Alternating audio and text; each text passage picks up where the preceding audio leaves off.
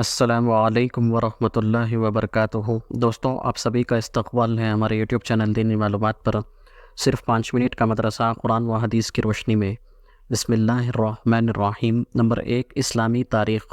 بادشاہوں کے نام، دعوتی خطوط۔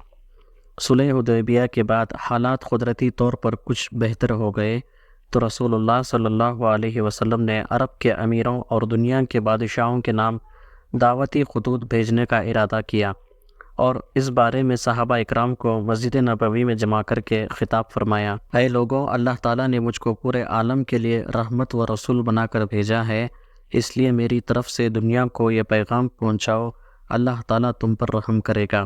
اور دیکھو، حضرت عیسیٰ علیہ السلام کے حواریوں کی طرح اختلاف نہ کرنا، قریب بھیجنے کو کہا تو رضامند ہو گئے، اور کہیں دور جانے کا حکم دیا تو زمین پر بوجھ بن کر بیٹھ گئے۔ آپ صلی اللہ علیہ وسلم کے جانثار صحابہ یہ حکم سنتے ہی فوراً اطاعت کے لیے تیار ہو گئے، اور بطور مشورہ عرض کیا: یا رسول اللہ، یہ دنیاوی بادشاہ بغیر مہر کے کسی خط کو قابل اعتبار نہیں سمجھتے، اور نہ اسے پڑھنے کی زحمت گوارا کرتے ہیں، اس لیے مہر لگا کر خطوط روانہ کیے جائیں۔ آپ صلی اللہ علیہ وسلم نے صحابہ کے مشورے سے مہر لگانے کے لیے چاندی کی انگوٹھی بنائی جس پر محمد الرسول اللہ لکھا ہوا تھا۔ اس کے بعد حضور صلی اللہ علیہ وسلم نے بادشاہوں کے نام مہر بند دعوتی خطوط بھیجنے کا سلسلہ شروع فرمایا۔ نمبر 2، رسول اللہ صلی اللہ علیہ وسلم کا معجزہ، کندھے کا اچھا ہو جانا۔ ایک غزوے میں حضرت خبیب بن یصاف رضی اللہ تعالیٰ عنہ کو کندھے اور گردن کے بیچ میں تلوار لگی، جس کی وجہ سے وہ حصہ لٹک پڑا۔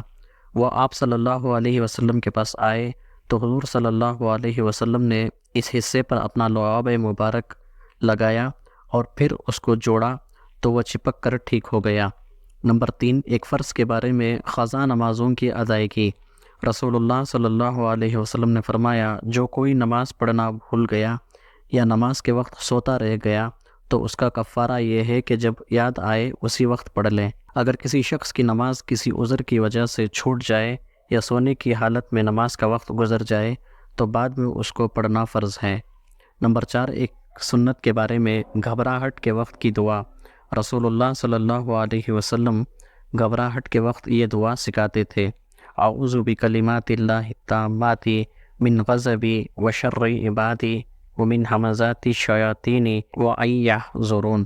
ترجمہ: پناہ مانگتا ہوں میں اللہ کے کامل و مکمل کلمات کے ذریعے اس کے غضب اور عذاب سے، اور اس کے بندوں کے شر سے، اور شیاطین کے وسوسے و اثرات سے، اور اس بات سے کہ شیاطین میرے قریب ہو۔ نمبر 5، ایک اہم عمل کی فضیلت، اہل و عیال پر خرچ کرنا۔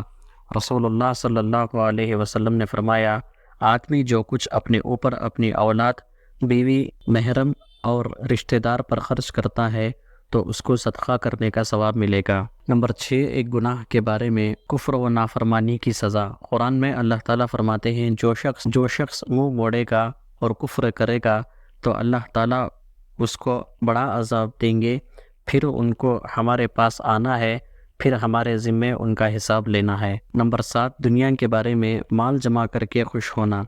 قرآن میں اللہ تعالیٰ فرماتے ہیں: جو شخص انتہائی حریص و لالچ سے مال جمع کرتا ہے اور پھر وہ خوشی سے اس کو بار بار گنتا ہے اور سمجھتا ہے کہ اس کا یہ مال اس کے پاس ہمیشہ رہے گا، ہرگز نہیں رہے گا، بلکہ اللہ تعالیٰ اس کو ایسی آگ میں ڈالے گا جو ہر چیز کو توڑ پھوڑ کر رکھ دے گی۔ نمبر 8، آخرت کے بارے میں کافروں کی حالت۔ رسول اللہ صلی اللہ علیہ وسلم نے فرمایا: کافر اپنی زبان کو 1 یا 2 فرسخ یعنی تقریباً 12 کلومیٹر تک زمین پر گھسیٹتے ہوئے چلے گا، لوگ اس کو رونتے ہوئے اس پر چلیں گے۔ نمبر 9، طب نبوی سے علاج، آپریشن سے پھوڑے کا علاج۔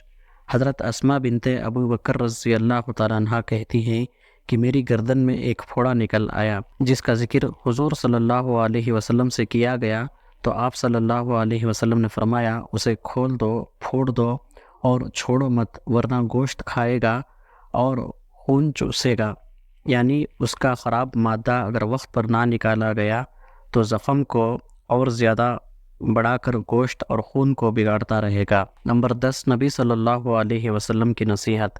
رسول اللہ صلی اللہ علیہ وسلم نے فرمایا: تم میں سے ہر ایک دائیں ہاتھ سے کھائے اور دائیں ہاتھ سے پیے اور دائیں ہاتھ سے ہی کوئی چیز لے اور دائیں ہاتھ سے ہی دوسرے کو کوئی چیز دے، کیونکہ شیطان اپنے بائیں ہاتھ سے کھاتا پیتا ہے اور بائیں ہاتھ سے ہی لیتا ہے۔ اللہ تعالیٰ سے دعا ہے کہ اللہ تعالیٰ خیر اور عافیت کے فیصلے فرمائے، اللہ تعالیٰ اسلامی زندگی عطا فرمائے، اللہ تعالیٰ دنیا اور آخرت کی کامیابیاں عطا فرمائے، آمین۔ وآخر دعوانا ان الحمدللہ رب العالمین۔ دوستوں، آپ سے گزارش ہے کہ اگر آپ ہمارے چینل پر نئے ہیں تو ہمارے چینل کو ضرور سے سبسکرائب کریں اور اس کو شیئر بھی کریں تاکہ دین کی باتیں دوسروں تک بھی پہنچے۔ اللہ تعالیٰ آپ کو بھی اس کا ذریعہ بنائے۔ جزاک اللہ خیرہ۔